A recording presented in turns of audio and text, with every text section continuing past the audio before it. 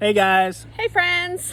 We're back. We're back with our third happy hour. Woo! At Resilience to Reform. So today we are going to be talking about We Are the Luckiest, a book that Noah and I have both read. This was one when towards the end of his incarceration, I told him you need to read this, and then I sent it to him, and then he got released. So he never got it, but he got it now that he's out. She had it waiting for me. And then for, I think, the first 4 weeks after I got out, she's like, have you read it yet? Have you read it yet? I'm like, no, is it something? She's like, I said, why do I need to read it so bad? Because it's that good. I'm like, okay, fine. Well, I just wanted to, I got it done. Reference things like, oh, in the book, or oh, in the book. Yeah, it's and got I a lot of great, because... it's got so many great talking points. It's ridiculous. So we're going to dive right in. So first of all, one of the biggest things that Noah and I both took away was just that everyone has a thing. Absolutely. And so I'm going to read, this is one of the first chapters too it talks about. I'm just going to read this because it's so good. So maybe you top off your drink when nobody's looking like I used to. Maybe you're like my friend Brent and you eat McDonald's Big Macs and whole Domino's cheese pizzas in your car on the way home from work before dinner. Maybe you can't leave a man who regularly beats the hell out of you, even though when he knocked you unconscious last week, you swore it was the last time. Maybe you're the one who's been slicing into your body with razor blades since you were 16 because the pain needs to go away. Maybe your thing is less severe or more socially acceptable, like staying at the office past your kid's bedtime most nights because work is the only place you feel in control. Or maybe you wrestle with the crippling perfectionism. Maybe it's the red-hot hatred you feel towards every woman pushing a stroller since you discovered you couldn't get pregnant last spring. Or maybe you keep trying to untangle the knot of rage in your chest that never leaves. I don't know what your thing is, but for mine, it was alcohol. And that just kind of sets the tone of the whole book. Like, you don't have to be struggling with alcohol to read this book, or I would still recommend this book because it just goes back to the fact that everyone deals with something. And no matter what your thing is, this is a great resource to accepting it and overcoming it. Do you have a thing? Well, I was laughing when I was reading this because I was like nodding my head. So I'm expecting, I don't think I've said that on Resilience to Reform, but one of those things is definitely sharing, being sensitive to sharing because I know a lot of people struggle. So that is something I'm consciously aware of. And then also just working, I don't know when to shut it off. Definitely when I worked the corporate gig. I was going to ask if social media was maybe one of your things. Multiple times I remember staying out late work because I was like, I want my husband to deal with the kids, put them to bed. I don't even want to deal with it. I'd rather be working and getting stuff done. So that's one of the big ones. Yeah, I think mine's obvious. Drugs, sex. Yeah. So yeah. So then one of the things Noah talked about too, or we were talking about this before we jumped on, but was the podcast that she talks about. Do you want to talk a little bit about that? So Mark, I believe it's Mark Maron's WTF podcast. So she's driving in the car with her brother and this podcast comes on and it's got Dax Shepard on it. So me and Morgan have talked a few times about Dax Shepard podcast.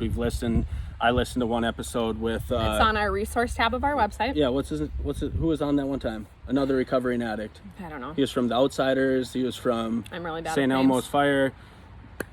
Slipping my mind. Anyway, so there's two guys heavy in recovery. And they're on there, they're laughing, they're having a good time. And they're talking about their past drug use. They're also talking about the hell they put themselves through. Well, she's listening to this podcast and Dax Shepard's on there. And he's laughing and he's having a good time. And not only did she want to hear it because she wanted to know it's okay on the other side, because when you get clean, when you get sober, it's terrifying. You don't know if you can have fun without drugs. You don't know if you can socially interact without drugs. And she not only needed to reassure herself that it's okay on the other side, but she also wanted her family, her brother in the car, to hear it, because like I've devastated my sister with my drug use, same with her and her brother. He had to bear and witness and carry all that weight as she did. Right. And then leading into that too, a thing we were talking about earlier, Noah, was stop getting on the train. Oh yeah. So for her, for her it was literally a train. Yeah, because she lived in Boston, and she would take the train to work and take the train to happy hours or happy hours with alcohol, not our happy hours. Yeah. But things where she was like, why do I keep getting on this damn train? So that's kind of her motto, is like, whatever your thing is in life, like what is that first thing that makes you get on the train? Like, stop getting on the damn train. Yeah, so it brought up a conversation I recently had with my sponsor, because I'm newly out. I want to get back into a relationship. I've talked to my sister about this, and she's viewed her concerns about it. And I talked to my sponsor. I said, what do I do in this situation? I want this. I don't know if I'm rushing into it. What do I do? And he goes, well, it all depends on why you're getting back into it. Is it healthy? Mm-hmm. You need to think of he said to me, you got to think of every woman as God's daughter.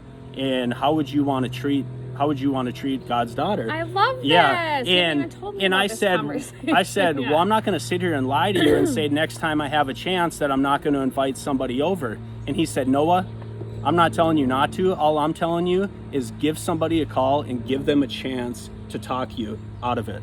Or to talk to you. Yeah. Or well, I mean, really to talk you out of it. Because Yeah. what train are you getting on? You're getting on the train to go use. You're getting on the train to go have sex. You're getting on the train to go do something that's not going to provide a positive spark in your life. And if it's not going to provide a positive spark, then you don't need it in your life, even That's if you really want good. it. And then the other thing with all this too, and with the podcast and stuff, and within the book, she talks about stop thinking about forever. Yeah. And that's something that you... I do it all the time.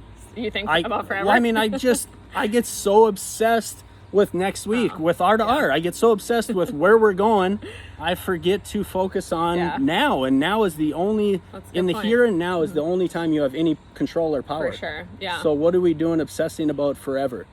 And you start thinking about forever, you're going to forget about the here and now. And before you know it, you relapsed, whether it's drug use, whether it's sex addiction, whether it's eating. Next thing you know, you got sugar or you got chocolate all over your face and you don't even know what happened. Yeah. Well, and she says too, like, even the date she became sober, she goes, I didn't say, oh, today is the day. Yep. She goes, I just stopped getting on the damn train and I stopped thinking about forever and thought about one moment at a time, which I thought was really powerful. Yeah. So September 1st was my last use. I did not wake up September 1st or September 2nd and say, I'm getting clean today. Yeah. It just happened. So whatever that day is, it doesn't have to bear some huge significance that you had this epiphany that you're like, I saw the light. It doesn't have to happen that way. So, and then in the book too, this was one of my favorite things. Someone once told her that told her something much longer than this, but the words that stuck with her was push off from here. And it just reminded her, and she goes, I wrote this down and I just kept reminding myself, like, no matter how bad it is, she has multiple scenarios within here where she wakes up the next day and she's making sure her daughter's by her side. She's re-going through what happened last night. How did she get home? You know, making sure she's at home. There's multiple times where she left her daughter home alone in hotel room. She left her in a hotel. One morning she was cleaning blood off the side. She puked. There was blood and vomit all over the side of the wall. And her daughter grabbed a rag and tried to help. Mommy, I'll help you clean it up. So sad. Yeah. But this is one of those situations. She woke up the next morning. She goes, that morning, facing Alma, who was her daughter, I thought all those words again. You can push off from here. Meaning, this was horrible, truly awful, but I could also push off. It could be my starting place. I never had to feel like this again. And yeah, it just reminded me, like, you're allowed, no matter how shitty and what you did last night or what happened, like, you can still move forward, no matter what you've done. And I just really like that. And then lastly, we just wanted to touch on Stigma.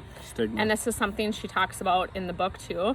And you can go check out on our website, but we have a quote from Brene Brown, which is just one of our favorite, but it's just about letting yourself show up and being seen. Being vulnerable. And once you get to that place, your life will forever change. Once you explore that darkness, once you find that light, put it all out there, that's when truly the magic happens, not only for yourself, but also for other people, which is what our mission is here at Resilience to Reform.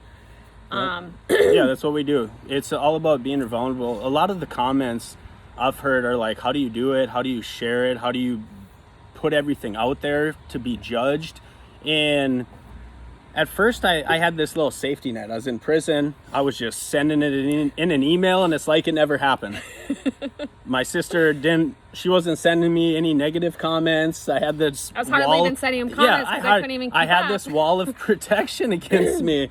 And so it was easier, but over time, once I noticed this positive influence it was having in these other people's lives, it was allowing other people to be vulnerable. Morgan was just like, someone showed up at a convention and told me this. Somebody messaged me this. Someone sent me an email and told me that they got this going on too, and they were looking for the courage to express it on their platform. And it just shows you, because like Resilience Reform, we've been talking about how it's kind of becoming a family affair. And we're bringing all of our family. Yeah, all their we got issues JoJo and to light. Tommy. We got JoJo and Tommy talking Who are about their gay. gayness. We got Johanna Berglund, their sister, coming out talking about sexual abuse she went through, talking about her anxiety and her depression. You just wait till you hear some of JoJo's stories. Yeah. I mean, she had it planned out. And what did she do? She gave someone a call and allowed them to talk her from getting on the train. Mm-hmm. So we kind of want to end with too, and on that note too, with just the stigma and stuff, we do get a ton of messages, which please keep them coming. Yep. And we have been finding too, just a lot of people have been holding on to something for years. Yep. And we just hope, whether you're not ready publicly to share it, but even privately, Absolutely. that we're here for you, we're a resource, we're someone to talk to. And before we ever share anything, we are always going to ask you, Yeah. is this something we can Right. share, or would you rather remain Yeah. anonymous? So we respect that. Yeah, and this is one of the ending of the book that just really moved me as well. But she talks about how there's another world, and it's in this one right now, right here today. She said the typical question is, no matter what your thing is this bad enough for me to have to change? The question we should be asking ourselves is this good enough for me to stay the same? But the real question underneath it all is, am I free?